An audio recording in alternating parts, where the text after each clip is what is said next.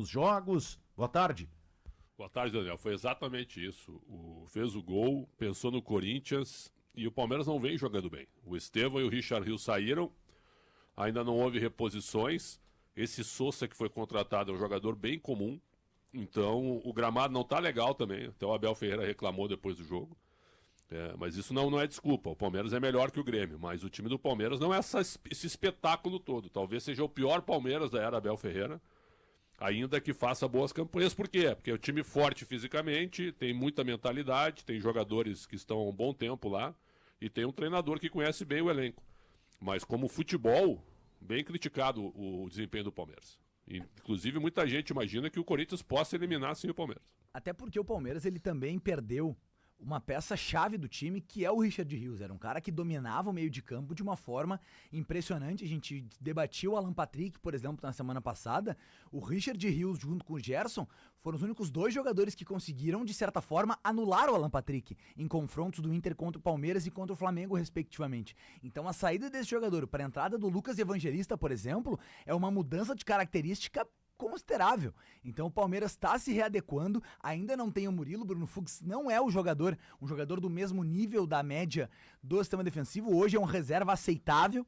O Giai, que varia muito de lateral direito para zagueiro, tá se encontrando, mas ainda não é um jogador adaptado ao time titular. Então é um Palmeiras com muitas novidades que eu vejo assim, se moldando para a fase mais competitiva da temporada. Quando começar a fase final das Copas, a fase final do Campeonato Brasileiro, ter um time mais encaixado. Neste momento, o objetivo do Abel Ferreira vem sendo vencer, mas sem precisar convencer, para conseguir ter confiança para estabelecer a estratégia com os novos jogadores, porque tem muitas mudanças. Mas tu sabe que a fala do Benfica é a mais preocupante no ambiente do Grêmio. O Grêmio não pode se enganar com o que aconteceu, gente. A normalização da derrota.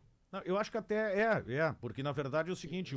O Mano Menezes valorizou a derrota só por 1-0. Isso foi um negócio que me deixou muito preocupado também, tá? Porque foi um vestiário aliviado por 1-0.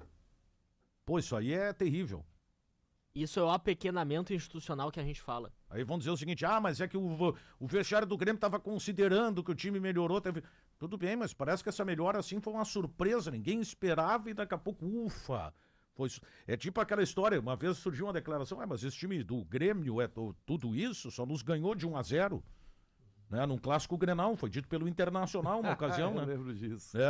Então assim, gente, calma, né? Calma. Isso é o mais preocupante pra mim, eu vou ao encontro do que o Benfica disse, a normalização do fracasso, da derrota. O Grêmio foi pra São Paulo não projetando um empate ou até mesmo uma vitória. O Grêmio foi pra não ser goleado.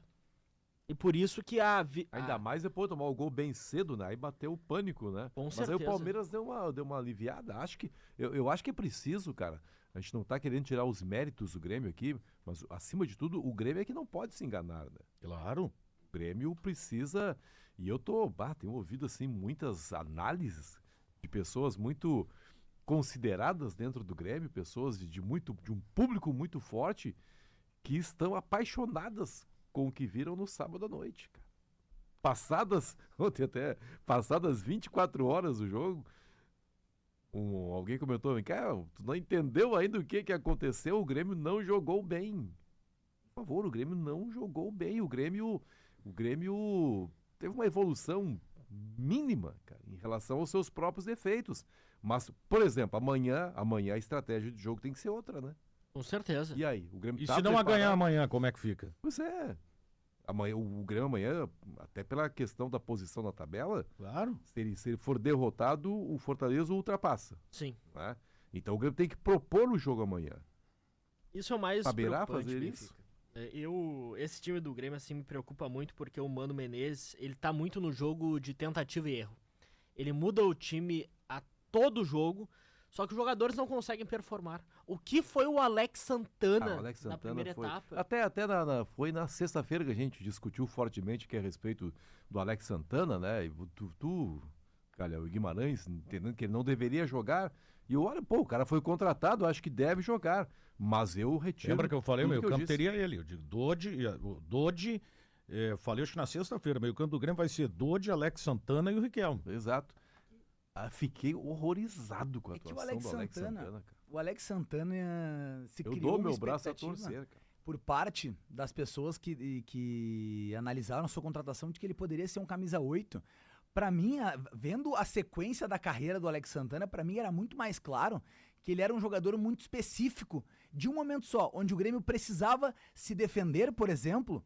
Um jogador de segundo tempo, eu parti dessa premissa. O Grêmio precisava se defender, ele era a terceira figura do meio de campo. O Grêmio precisava atacar, ele é a segunda figura do meio de campo, mas nunca como um titular. Ele era um jogador que eu entendia que ele chegava pra empurrar o Edenilson pro lado do campo e ter aquele meia ponta mais defensivo Mas que o Mano ele gosta. tá sendo aquilo que se esperava. Claro, o Chico Garcia deu uma opinião assim de um encantamento impressionante. O Pretzel cantou a pedra. O jogador não vai conseguir. Confundiu o jogador. Eu acho que confundiu o jogador, né? E o Pretzel até disse, olha... Não confundiu, não. Não, É foi a o Alex emoção- Santana mesmo? A emoção da agenda positiva corintiana. O meu timão, a mesma coisa. Aliás, o Bruno Soares acho que foi muito mal naquele momento.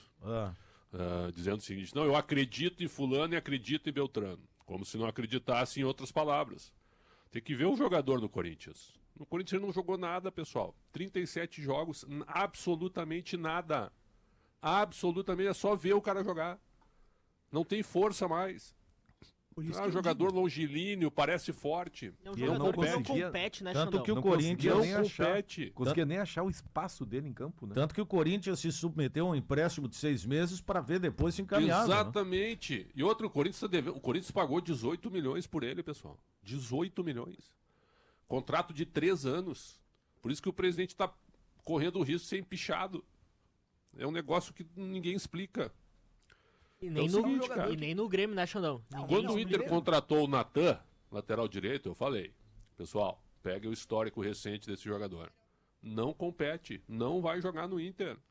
O Alex Santana, que tem uma carreira superior à do Natan, é mais velho também, outra posição, é a mesma situação. Só pega o histórico recente dele. Tem jogadores que eles estão sendo feitos para jogar em times pequenos e médios, no máximo. Tu sabe o que eu acho que aconteceu com esse jogador? Ele me dá a nítida impressão pelo comportamento dele dentro de campo.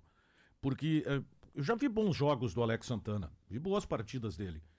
Ele parece que se acomodou e ele entrou nesse marasmo que ficou sabe, não É que me parece que aquela o Mano, coisa de que não evolui, tá aqui, tá lá, tá acolá, é a mesma coisa, o sabe? Mano, ele quer tirar dos jogadores algo que não é possível. Pra mim, o Alex Santana, ele seria uma contratação razoável se ele chegasse pra ser um reserva imediato de uma terceira posição. Ele tá jogando como se ele jogou contra o Cruzeiro e contra o Palmeiras.